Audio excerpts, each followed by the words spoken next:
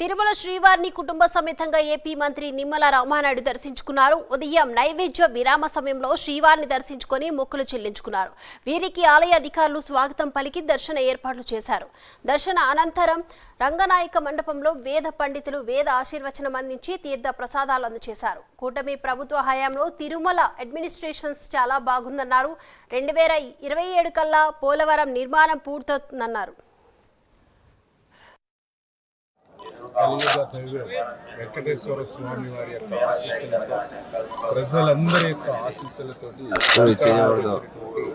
Telugu Desam Janasena BJP కూటమి ప్రభుత్వం ఈరోజు తిరుపతి వెంకటేశ్వర స్వామి వారి ఆలయం పరిసర ప్రాంతాల తిరుమల యొక్క ప్రశాంతతను కాపాడే ఆధ్యాత్మిక చింతనను పెంచేటువంటి విధంగా ఒక పవిత్రమైన తిరుమల తిరుపతి అనే క్షేత్రాన్ని ముందుకు తీసుకెళ్లేటువంటి విధంగా ఈరోజు ఈ ప్రభుత్వం పనిచేస్తున్న పరిస్థితి.